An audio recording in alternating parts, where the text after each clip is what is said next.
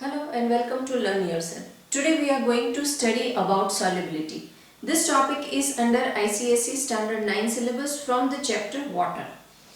So earlier we have discussed solution, saturated solution and supersaturated solution. If you have any doubt, please check the description. I have given the link of that video in the description. So here we are determining solubility and we will see that what is a solubility, what is the meaning of solubility. So solubility is the ability of a solute to dissolve in a particular solvent. When any solute will dissolve in a solvent, so that will be termed as solubility of that solute in that particular solvent.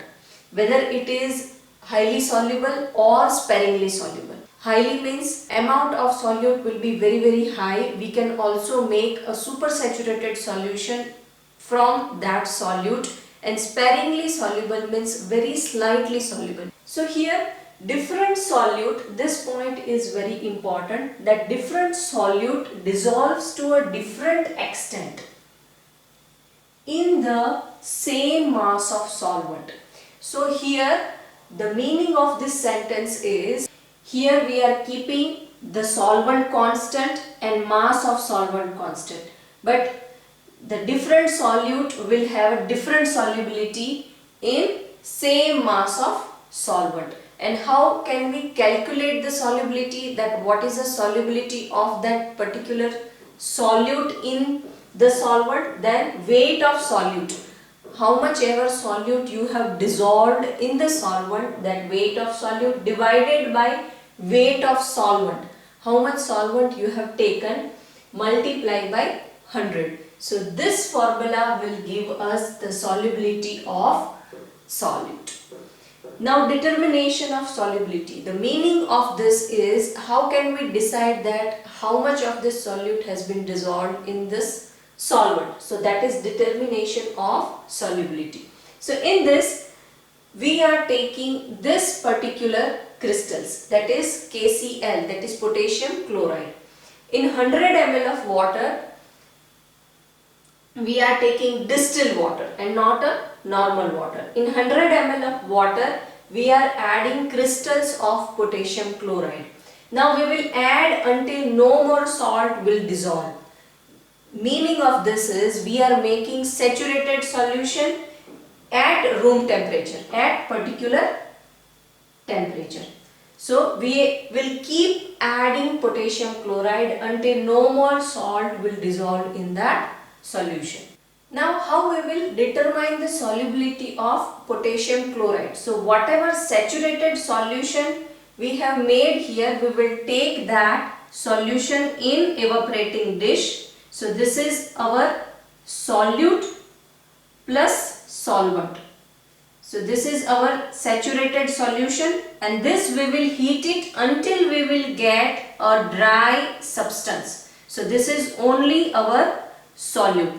So while heating it we will get only solute, and we will heat it until the solvent will completely evaporate. So that means we have recovered our all the solute back.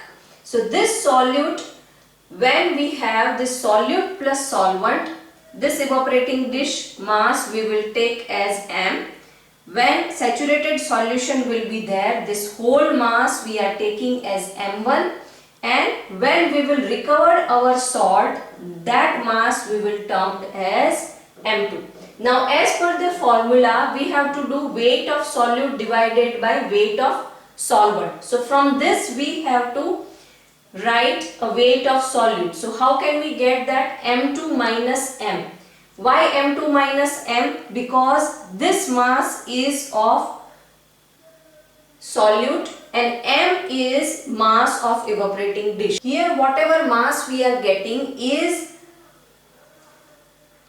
mass of solute plus evaporating dish.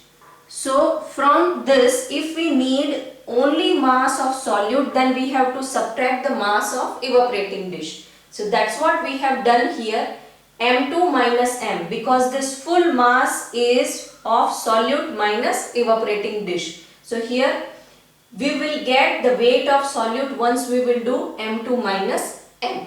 Now the term which we need is weight of solvent.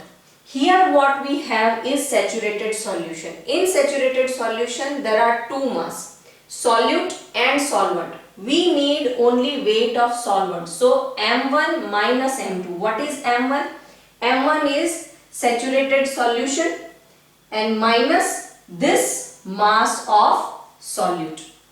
M2 is mass of solute. So solute, once the solute mass we will take from this, we will get only weight of solvent. So that's why we have arranged this term like M2 minus M and M1 minus M2. This whole term will multiply with 100 at specific temperature. This is always a room temperature. So when we are multiplying with 100, we will get a percentage of solubility. So here we are determining solubility in terms of percentage. So how we have get the determination of solubility? Once we have made a saturated solution of any particular salt, then we will evaporate it until we will get a dry mass of solute. Then we will take a weight of solute divided by weight of solvent, that multiply by 100. So we will get the solubility of potassium chloride at specific temperature. So this is all about solubility and solubility curve. In next video we are going to discuss about solubility of gases, in particular liquid, and Henry's law. So don't forget to subscribe, learn yourself for many more important video. I'll see you in next video. Till then, keep learning, keep sharing.